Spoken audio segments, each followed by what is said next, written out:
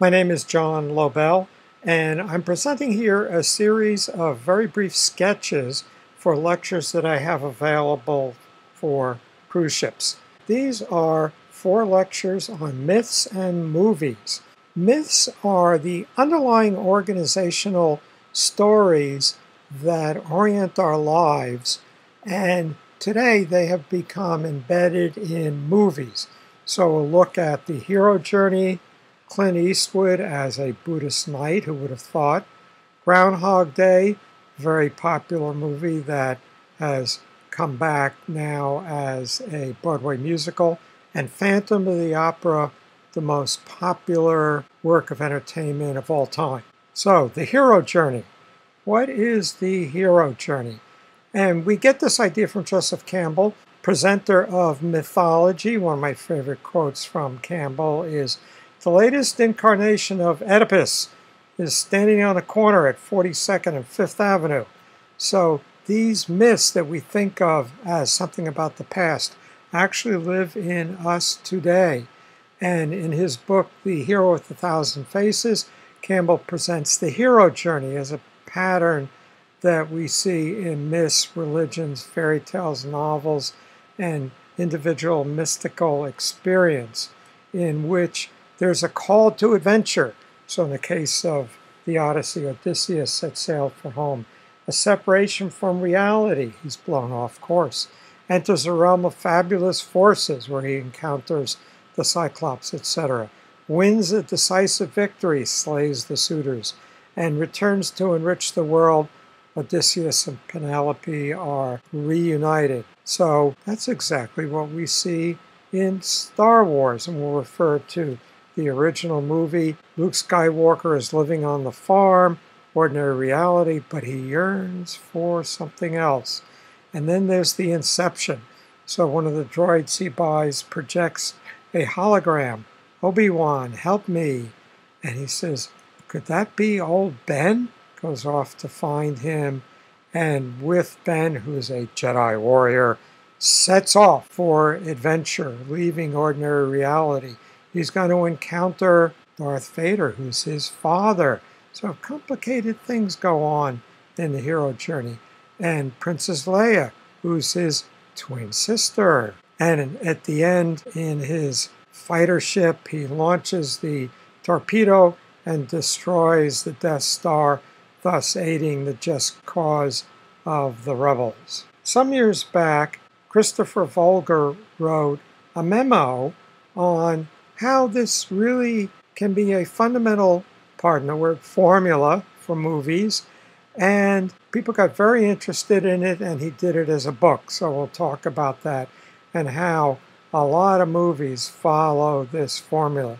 So you can see my full lecture on the hero journey in Star Wars on this site and on YouTube. In another lecture, we can look at Clint Eastwood, and I'm going to make a maybe strange interpretation as a Buddhist knight. So what do we mean by that? We start with the Arthurian legend. Those are the tales of King Arthur, Knights of the Round Table, of Percival, and how he was a successful knight because he acted spontaneously. But in one of his key adventures, he comes to the castle of the king who has been wounded, and he fails to ask, "What ails you?" He failed his quest, but later, in love with Conduir, her name evoking guide, he gets a chance to repeat the quest, and this time he asks, "What ails you?" and thus he heals the king and restores the land. So this is the background for a lot of our culture, and we're going to see it in many stories, many movies. We see the theme taken up in Huckleberry Finn, where he says, "All right then, I'll go to hell." He is faced with the dilemma, should he steal Miss Watson's slave, Jim, or should he return him? And society says he should return him, but his inner voice says he should not. And then we have this idea further developed by Raymond Chandler, "Down these mean streets a man must go." And we'll look at this famous essay from The Simple Art of Murder. And then we get 1,000 movies, Humphrey Bogart in The Maltese Falcon, Alan Ladd in Shane, Matt Damon in the Bourne movies, and even Angelina Jolie in Salt. So Clint Eastwood has emerged as this new figure replacing these earlier great movie legends. And we see early in his career the spaghetti westerns, which are kind of nihilistic. And then Dirty Harry, in which he is correcting the injustice of the system. So these fit within this Arthurian Percival structure. And then In the Line of Fire, which is straight out of Percival. He's riding on JFK's bumper in Texas and fails to jump to take the bullet. He freezes, does not act spontaneously. Now he's in the wasteland, but there's a threat to the new president, and so he's brought back on presidential duty. He has to come into a relationship with a woman. He's a real misogynist. This takes some doing. And then we get the climactic event at the big fundraiser. Malkovich is the bad guy. He's going to assassinate the president. Clint Eastwood jumps to take the bullet. He's wearing a vest and defeats the bad guy. And then he's able to pursue his love relationship with Lily. And then in Gran Torino, things turn Buddhist. We have a reminder here of a type of movie that we get the inception of with Death Wish, in which character's wife is murdered by bad guy muggers, and he goes out for revenge. Michael Caine does it in Harry Brown, and even Jodie Foster does it in The Brave One. So this idea, as a Buddhist idea, maybe can come to the West, what Robert Thurman calls a second renaissance. So we begin with Walt's wife dying, but Walt has lung cancer. He's not long for this world. But his neighborhood's being taken over by Hmong gang members.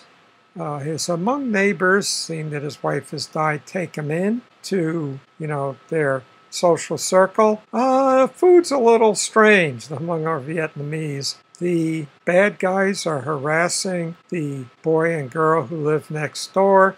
He comes to their rescue. The boy is a problem case. He's being dragged in by these gang members. Walt's going to act as a father figure. And now we have the big event. He's going to do something. He leaves his dog with the Hmong grandmother because he's going to confront the gangsters, and they're going to kill him, which will do them in. There are too many for him to kill, but this is the way he could do them in. And then in his will, he leaves his house to the church and his tools and his Gran Torino, the last car that came off the production line on which he had worked, to the boy. And the tools mean the boy will have a productive future. So how does this movie show Clint Eastwood as a Buddhist knight? And it has to do with right action. He becomes a bodhisattva, sacrificing himself for others, and we'll see how that works in the full lecture, which you can find on this website. Go to the homepage and click on Clint Eastwood, a Buddhist Knight, or you can find the lecture on YouTube. Have another lecture on movies, Groundhog Day. A lot of people's favorite movie. If I'm flipping channels and it's on, I'll watch it. Directed by Harold Ramis with Bill Murray and Audie McDonald. And we begin with Phil is a rather sour, nasty TV weatherman, and he's sent off on an assignment. We're going to separate from ordinary reality and go to the magical place of Puxatawney, Pennsylvania, and stay in a magical little bed and breakfast. And he gets up in the morning to go do his broadcast. He's a little sour and cynical about this stupid groundhog. And then they get snowed in. They can't leave. Next morning, 6 o'clock, it's still Groundhog Day. What is this? And So this happens a few times, goes to a doctor, doctor does an x-ray. I don't see any tumors. Well, what do we do with this situation? Let's play out some fantasies, picks up a woman. Let's be Clint Eastwood going to movies. His broadcasts get more and more sour, and this goes on literally for years. We only see a few of them. But, okay, I'm going to commit suicide. Doesn't help. Wakes up the next day. It's still Groundhog Day. Then he says, why don't I take advantage of this to become a decent person? Learn French poetry. Master the piano. Help people. The boy falls out of a tree. He's going to be there every morning to catch him. And his broadcasts become quite poetic. His producer says, I didn't know you were such a poet. She only sees the current one. For him, he's reliving this. And that night, there's the party. He's the center of the party, plays the piano. He has made himself a better person, proved himself worthy of his producer's love, and they say, let's live here in this beautiful little magical town. Harold Ramis talks about the Jewish, Christian, and Buddhist interpretations of this movie. Friedrich Nietzsche talks about what would happen if you were going to live this life over and over again, exactly the same. Maybe you'd want to make it a good life. And Steve Jobs said, what if today were the last day of my life? What would I want to do today?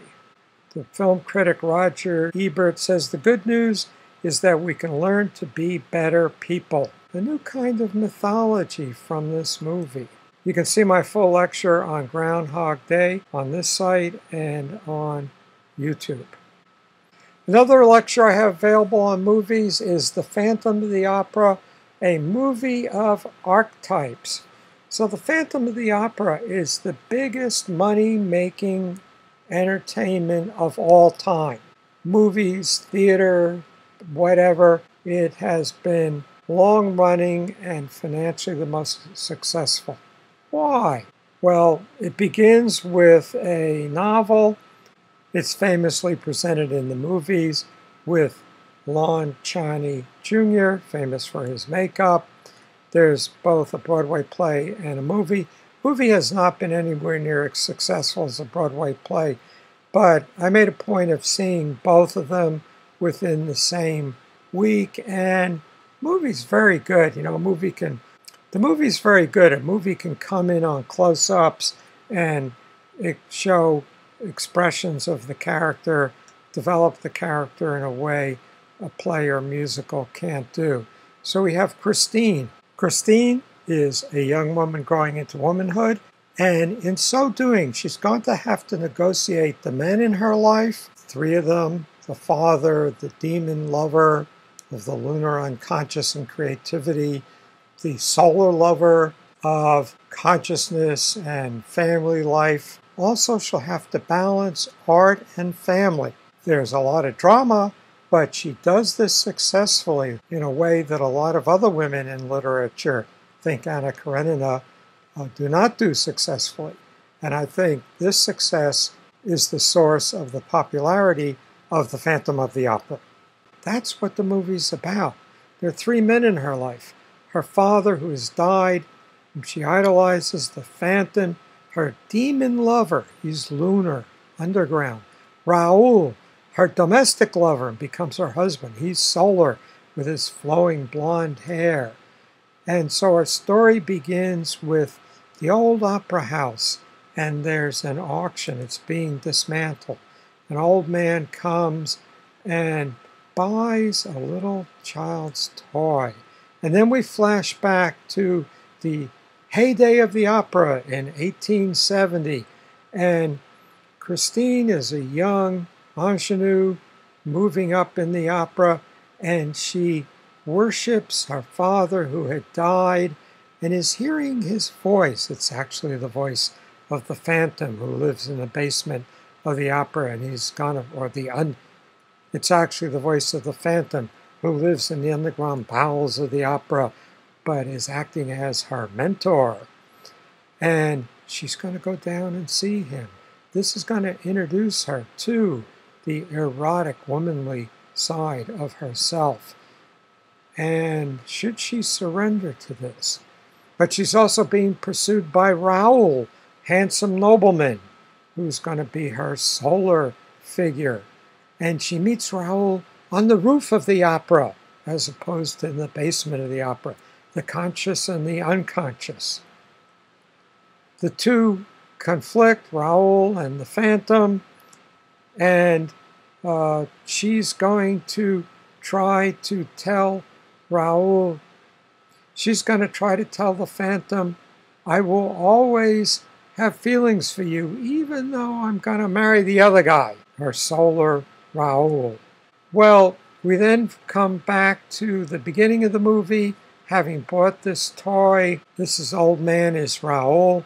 He's bringing it to her grave. He leaves it there, and there's the rose that the Phantom would always bring her. What's going on here? Has he been in her life all this time? That's why the movie's so successful. Every woman is going to bring her boyfriend or husband to this movie. This is how I should be treated.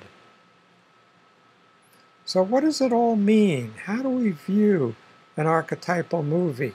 So we have Christine's three men, the father, the demon lover, the husband lover. And we see these can sometimes be unsuccessfully negotiated. In Henry James, Washington Square, our character is unable to break away from the father and have her own life.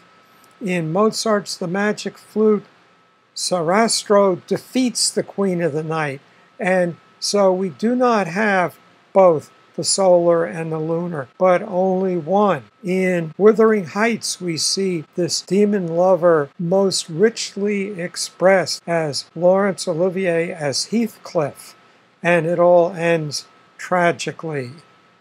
In The Little Mermaid, we have this notion of how a woman has to break away from her adolescent childhood. We see that in Pandora's Box, in the expulsion from Eden. One of the striking things about Phantom of the Opera is that Christine is able to do it successfully. The negotiation of these two lovers fails with Anna Karenina.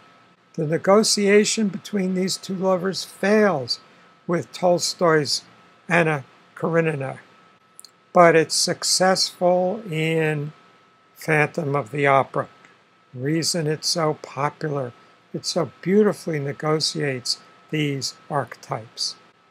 So you can see my full lecture on Phantom of the Opera on this website. Go to the home page, you'll be able to click on it, and it's also on YouTube.